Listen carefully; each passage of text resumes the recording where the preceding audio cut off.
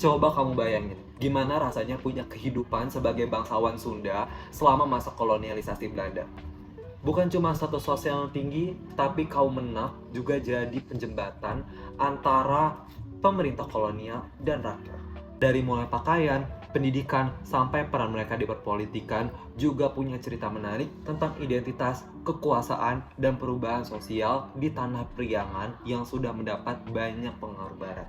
So here we go with kehidupan kaum Menak Priangan tahun 1800 sampai 1942 karya Dr. Nina Herlina Lubis.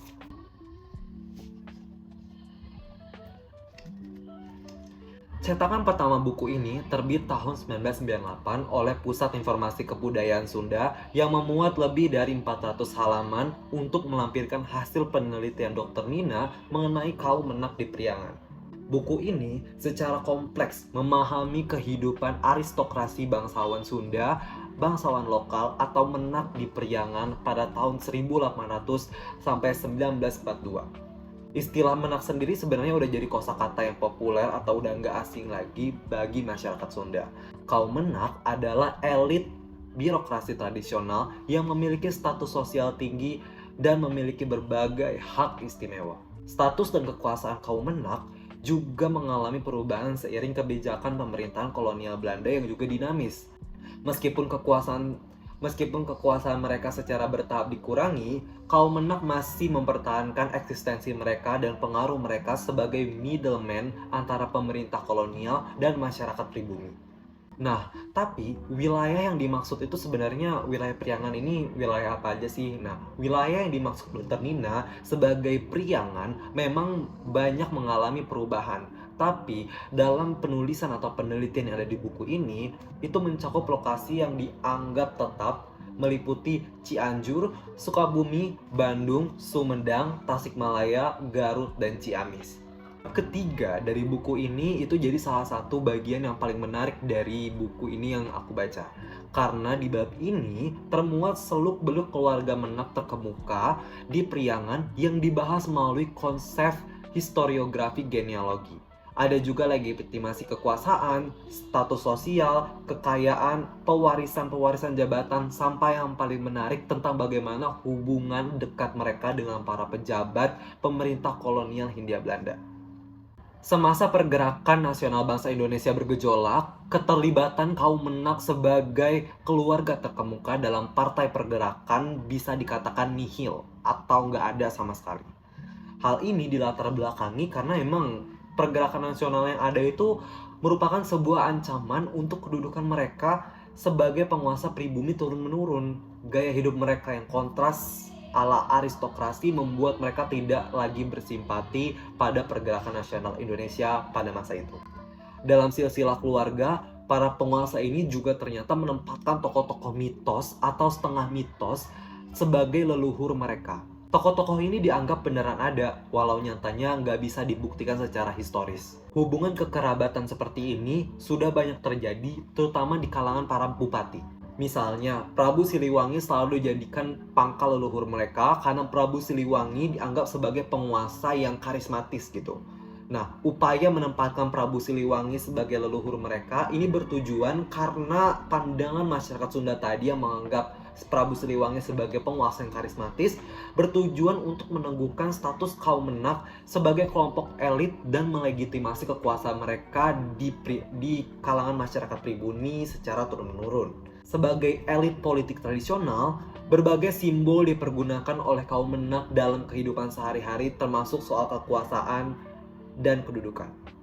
Otoritas tradisional yang dimiliki kaum Menak demikian besar karena meskipun kekuasaan nyata mereka itu mulai dikurangi secara terus-menerus dan pemerintah Hindia Belanda terus mengambil alih kekuasaan mereka yang awalnya mereka adalah raja sampai mereka jadi turun pangkat hanya sebagai bupati, tapi pemerintah Hindia Belanda tetap memanfaatkan otoritas tradisional ini untuk kelancaran pemerintahan. Kekuasaan kaum Menak ini ada di lingkup kekuasaan kolonial, status kaum Menak di dalam hierarki politik bisa berubah-ubah sesuai juga dengan pemerintahan kolonial itu sendiri yang berkaitan dengan pengaturan kekuasaan. Ada banyak pasang surut status para bupati di Priangan dalam hubungannya dengan pemerintahan kolonial Hindia Belanda.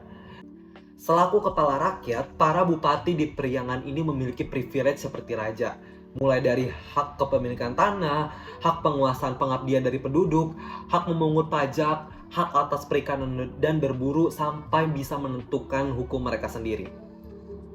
Pemerintah di Batavia bahkan mengeluarkan banyak banget surat edaran yang berisi nasihat kepada para residen agar bersikap sopan dan hormat kepada bupati dan menjaga prestasi mereka. Kekayaan kaum Menak juga sangat tinggi, terutama para bupatinya. Secara garis besar, sumber keuangan mereka didapat dari tadi, hasil tanah, macam-macam pajak, sampai tenaga kerja wajib dari rakyat pribumi. Jabatan dalam birokrasi tradisional pada dasarnya bersifat turun-temurun. Karena kondisinya memungkinkan, jabatan seperti bupati ini diwariskan kepada keturunan mereka. Hal ini tidak mengherankan karena jabatan bupati ya adalah bagaikan jabatan raja. Ketika seorang bupati meninggal, maka anaknya yang bahkan belum dewasa sekalipun bisa diangkat sebagai penggantinya dengan didampingi seorang wali.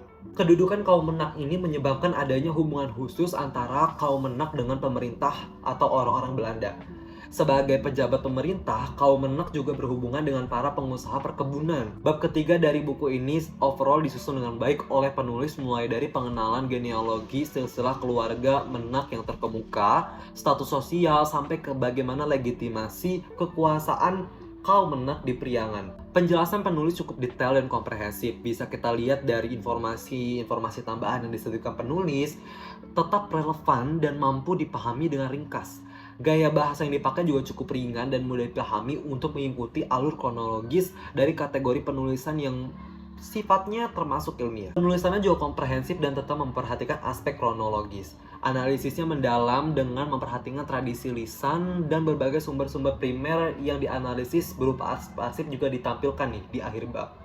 Foto-foto arsip seperti pendopo, gamelan, dan foto anggota keluarga, bupati, bahkan peta wilayah kekuasaan kaum Menak juga disertakan oleh penulis di akhir bab tadi. Dalam satu bab ini sebetulnya kita sudah bisa mendapatkan banyak informasi yang diperlukan untuk mengenal kaum Menak di Priangan. Tapi ya tetap aja ada banyak fakta-fakta menarik lain yang ditulis oleh penulis termuat di bab lain yang bisa kita kaji seputar kehidupan kaum Menak kolonial Belanda. Bab ketiga dari buku ini secara keseluruhan bisa dijadikan sebagai rujukan para sejarawan yang ingin mengetahui informasi seputar kaum Menak, masyarakat Sunda, dan legitimasi kekuasaan para pejabat pemerintahan kolonial. Bukunya tebal, tapi karena gaya penulisannya yang cukup mudah dipahami dan diikuti, sangat rekomen untuk dibaca karena ya seru juga untuk mengetahui gimana legitimasi kekuasaan pemerintahan pada zaman dulu itu ya sama aja kayak sekarang.